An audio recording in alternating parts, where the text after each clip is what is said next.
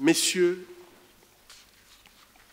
Mesdames, la seule joie qui m'anime, c'est celle de l'espérance de ces femmes victimes de violences sexuelles qui, à travers ces prix, prennent conscience que leur voix commence à être entendue. En effet, ces femmes attendent que nous puissions joindre nos efforts pour lutter contre ces fléaux qui hier a détruit la vie des milliers de femmes au Libéria et aujourd'hui au Congo. Il est vrai que depuis des décennies, ça et là, dans des associations ou organisations féminines, les femmes se battent pour dénoncer diverses violences dont elles sont victimes dans le monde. Mais force nous est de constater que les résultats obtenus sont faibles, particulièrement en Afrique et en Asie.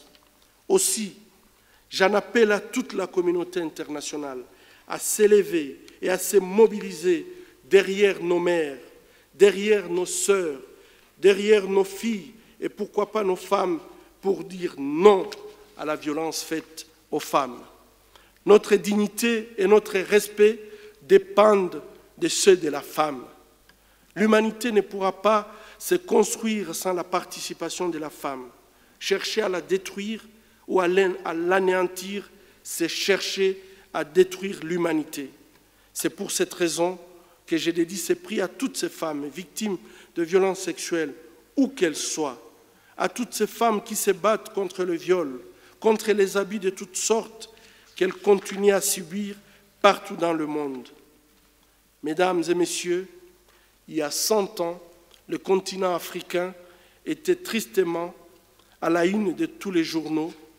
À cette époque, l'État indépendant du Congo était terriblement et à juste titre mis en cause pour les traitements inhumains infligés aux indigènes.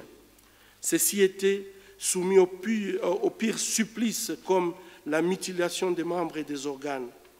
Déjà à cette époque, ces violations des droits de l'homme étaient dues au pillage des ressources naturelles du Congo. Suite à une grande mobilisation internationale, et spécialement, ici je cite un missionnaire suédois qui a informé, qui a donné l'information à la communauté internationale en passant par votre pays, le roi Léopold II, propriétaire du Congo, fit tenir à céder ces vastes territoires à la Belgique et la population, à cette époque, en tirant un répit relatif.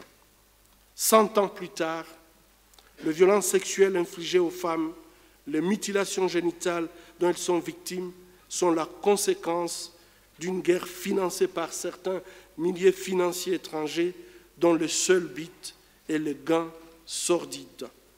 Aujourd'hui, les femmes congolaises victimes de violences sexuelles tendent la main à la communauté internationale.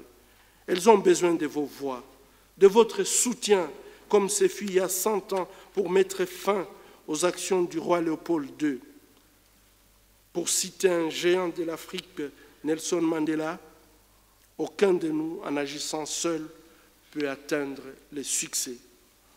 Ces prix que vous me donnez n'auraient de sens que s'ils servent de caisse de résonance aux cris de ces milliers de femmes arrachées aux siennes et telles des bêtes sont attachées aux arbres dans la forêt et dont on ne détache que quand leurs bourreaux veulent les soumettre au supplice sexuel ignoble et repoussant.